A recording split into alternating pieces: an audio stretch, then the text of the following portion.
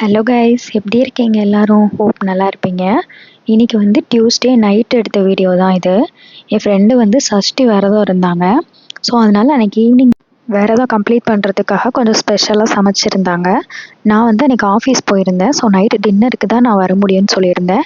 பரவாயில்லன்னு சொல்லி அவங்களே வந்து கொடுத்து விட்டுருந்தாங்க. வீடு பக்கம் அப்படிங்கிறதுனால என் ஹஸ்பண்ட் போய் வாங்கிட்டு வந்துட்டாங்க. அப்புறம் இது நெக்ஸ்ட் டே மார்னிங் எடுத்த வீடியோ தான். நான் வந்து ஆஃபீஸ்லாம் கிளம்பிட்டேன். அன்றைக்கி வந்து சிம்பிளாக கர்ட் ரைஸ் தான் பண்ணலான்னு நான் பண்ணியிருந்தேன். கர்ட் ரைஸ் நான் எப்போவுமே தாளித்து தான் எடுத்துப்பேன். தாளிக்கும் போது மஞ்சள் பொடியும் நான் போட்டு தான் தாளிப்பேன். அப்போ தான் டேஸ்ட் நல்லாயிருக்கும்.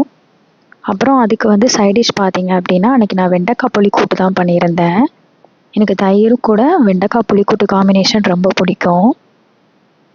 சென்னையில் வந்து ரெயின் ஸ்டாப் ஆகிட்டு அகைன் வந்து நல்லா வெயில் அடிக்க ஆரம்பிச்சிருச்சு.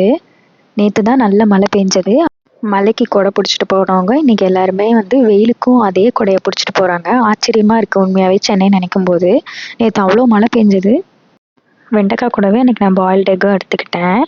நெக்ஸ்ட்டு ஸ்நாக்ஸுக்கு வந்து வெள்ளரிக்காய் ரவுண்ட் ரவுண்டாக கட் பண்ணி அது கூட சால்ட் ப்ளஸ் பெப்பர் போட்டு எடுத்துக்கிட்டேன்.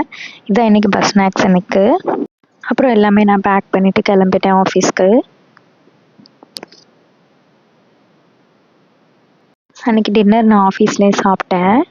பட்டர் ரொட்டி தான் நான் வாங்கியிருந்தேன். அதுக்கு வந்து சனாவும் பன்னீர் கிரேவியும் கொடுத்துருந்தாங்க, நல்லா இருந்தது. நெக்ஸ்ட்டு நான் வீட்டுக்கு வந்துட்டேன். வந்து ரெஃப்ரெஷ்லாம் ஆகிட்டு துணி நிறையா காய போட்டிருந்தேன். 2 நாளாக மழை பெஞ்சதுனால சரியாகவே காயலை. இன்னுமே ஸ்டில் அந்த ஈரம் இருந்தது. சரி, காஞ்ச துணி மட்டும் எடுத்துக்கலாம் அப்படின்னு நான் எடுத்துக்கிட்டேன்.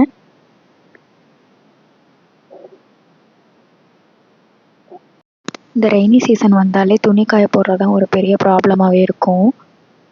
போடுற துணி எதுவுமே காயாது. எங்களுக்கு மாடியிலையுமே காய போடுறதுக்கு ஸ்பேஸ் இருக்குது. பட் போட்டோம் அப்படின்னா அது 1 வாரம் கழித்து தான் நாங்கள் எடுப்போம். பால்கனி அப்படிங்கிறதுனால நாங்கள் காய போட்டோன்னா சீக்கிரம் எடுத்துருவோம். அதுக்காகவே நான் மாடியில் போய் காய போடுறது இல்லை. நெக்ஸ்ட்டு வந்து ட்ரெஸ்லாம் சேஞ்ச் பண்ணிவிட்டு நான் அகைன் ஜேர்னல் எழுத ஸ்டார்ட் பண்ணிட்டேன். நம்ம பேக் டு ரொட்டீன் வரதே கொஞ்சம் கஷ்டம்தான் ஊருக்கெலாம் போனோம் அப்படின்னா. ஜேர்னல் வந்து ஒருத்தர் ஒரு மாதிரி எழுதுவாங்க. நான் வந்து ஹாப்பினஸ் அண்ட் சேட்னஸ் 2மே எழுதுவேன்.